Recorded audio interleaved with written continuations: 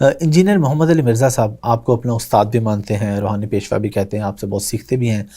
آپ ان کا جو طریقہ کار ہے اس سے کس حد تک اختلاف کرتے ہیں یا اسے ٹھیک سمجھتے ہیں کہ جس طریقے سے وہ صحابہ کرام پہ بھی یا اولیاء کرام پہ جس طریقے سے وہ بات چیت کرتے ہیں، آپ سمجھتے ہیں کہ دعوت کا کام اس طریقے سے ٹھیک ہے یا اس طریقے سے نہیں ہونا چاہیے، اس سے معاشرے میں انتشار پھیل سکتا ہے؟ میرے بھائی، میں اپنے سب معاصرین سے بہت محبت کرتا ہوں. جو آدمی بھی دین کی خدمت کر رہا ہے میں اس کو عزت ہی کی نگاہ سے دیکھتا ہوں. جن چیزوں سے مجھے اختلاف ہوتا ہے ان کو میں شائستگی کے ساتھ بیان کر دیتا ہوں، اور وہ چند ہی چیزیں. میرا ایک خاص منہاج ہے. میرے نزدیک ہمارے معاشرے میں کچھ لوگ سلفی منہاج کو اختیار کیے ہوئے ہیں، کوئی فقہ و تدبر کا منہاج اختیار کیے ہوئے ہیں. میں اپنے منہاج کی وضاحت کرتا رہتا ہوں، میں اسی کو درست بھی سمجھتا ہوں. اس کی بنیاد پر میں ظاہر ہے کہ کسی رائے پہ تنقید بھی کروں گا، لیکن اس میں کسی خاص شخص کو کبھی موضوع نہیں بناتا. ایسے ہی بات کیسے کرنی چاہیے، اس کا اسلوب کیا ہونا چاہیے، اس میں آپ جانتے ہیں کہ میں بارہا یہ کہتا رہتا ہوں کہ محبت کا طریقہ اختیار کریں، احترام کا طریقہ اختیار کریں. تنقید کرنے کے لیے چند چیزیں ناگزیر ہیں، انہیں ہمیشہ ملحوظ رکھیں. تنقید بنیادی ہونی چاہیے، اس میں ہر فرد کو موضوع نہیں بنانا چاہیے. اس طرح کی بہت سی چیزیں ہیں جو میں بیان کرتا رہتا ہوں. میرا خیال ہے کہ وہ سب لوگوں کے لیے ہیں، اس میں کسی خاص شخص کو موضوع بنانے کی ضرورت نہیں. میں ان سے بھی بہت محبت کرتا ہوں، ان کی بہت عزت کرتا ہوں. جو لوگ سوال کرتے ہیں، جس طرح کہ ہم نے ماشاءاللہ آپ کے اندر دیکھا کہ آپ نے سوال کرنے کی کھلی اجازت دی، اس طریقے سے کیا اجازت ہونی چاہیے کہ آدمی کے ذہن میں جو بھی سوال ہے، خواہ وہ شریعت کے خلاف ہے، اسلام کے خلاف ہے، ایون صحابہ کرام کے خلاف ہے، تو سوال کی گنجائش ہماری شریعت دے دی کہ آپ کچھ بھی پوچھ سکتے ہیں؟ سوال کرنے کا ہر شخص کو حق حاصل ہے. سوال میں کیا خرابی ہے؟ سوال ہی سے علم بڑھتا ہے. کسی کے سوال کرنے پر آپ پابندی لگائیں گے تو یہ تو ذہن پر پابندی لگانا ہے. اس کے ذہن میں وہ بات رہے گی، وہ پہلے ایک کانٹے کی طرح ہوگی، پھر جاڑ جنکار بن جائے گی. علماء کا کام یہ ہے کہ وہ سوالات کو سنیں، بلکہ اس کی حوصلہ افزائی کریں. لوگ اپنی بات کہیں تاکہ ان کو مطمئن کرنے کے مواقع پیدا ہوں. ہماری نوجوان نسل، ہم بہت سارے لوگ دیکھتے ہیں کہ الحاد کی طرف جا رہے ہیں، خدا کے وجود سے انکار کر رہے ہیں، اور اس میں کوئی دو رائے نہیں ہے. ماشاءاللہ آپ کی اس میں بڑی خدمات ہے. لوگ آپ سے آ کے ہر طرح کے سوال پوچھتے ہیں اور ریورٹ بھی ہوتے ہیں. بہت سے لوگوں کو ہم خود بھی جانتے ہیں ایسا ہوا. ایک تو اگر کوئی بندہ انکار کر دیتا ہے، مسلمان ہونے کے بعد مرتد ہو جاتا ہے، اس کی کیا سزا ہے؟ جو سزا ہمیں بتائی جاتی ہے کیا وہی سزا ہے؟ اور ان لوگوں کو کیسے دین کے قریب لایا جا سکتا ہے جو بالکل خدا کے وجود کے انکاری ہو گئے؟ اب ہمارا تعلق سب لوگوں سے دعوت کا تعلق ہے. ہم اپنی بات کہیں گے، ان کے اشکالات دور کرنے کی صحیح کریں گے، دین کی شرح و وضاحت کرتے رہیں گے. ہر شخص نے اپنا فیصلہ خود کرنا ہے. اس پر دین میں بھی کوئی پابندی نہیں لگائی گئی. اللہ تعالیٰ نے اعلان کر دیا ہے کہ دین کے معاملے میں کوئی جبر نہیں ہے. جس کا جی چاہے وہ اللہ کا شکر گزار بندہ بن کے رہے، جس کا جی چاہے وہ کفر اختیار کر لے. اما شاکر و اما کفورا.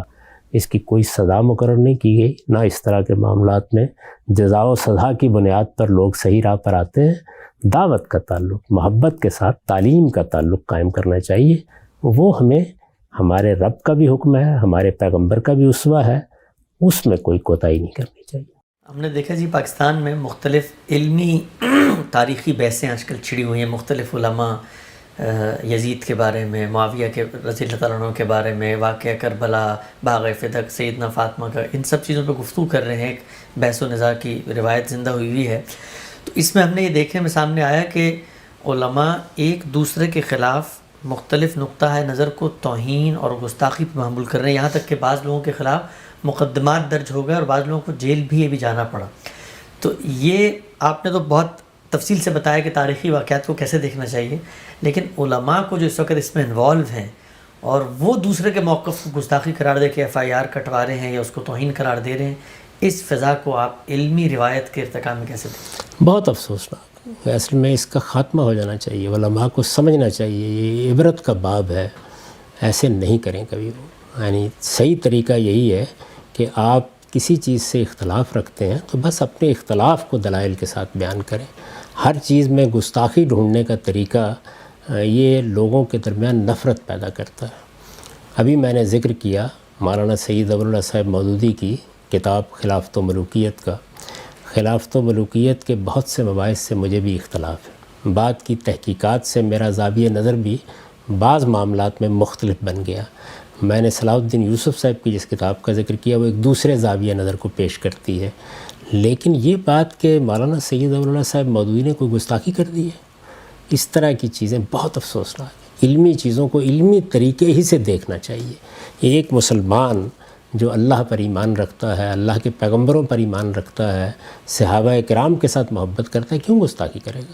اور اگر فرض کیجئے کہ کسی آدمی نے اس طرح کی بدزبانی کہیں کی ہے تو اس کے معاملے کو اللہ پر چھوڑ دیجئے۔ آپ علمی طریقے سے اس چیز کی غلطی واضح کرنے کا طریقہ اختیار کریں، اس سے ہمارے ہاں علمی فضا پیدا ہوگی، تحقیق کرنے کا ذوق پیدا ہوگا، ایک دوسرے کی عزت کرتے ہوئے اپنا نقطہ نظر پیش کرنے کے لیے ترغیب ہوگی۔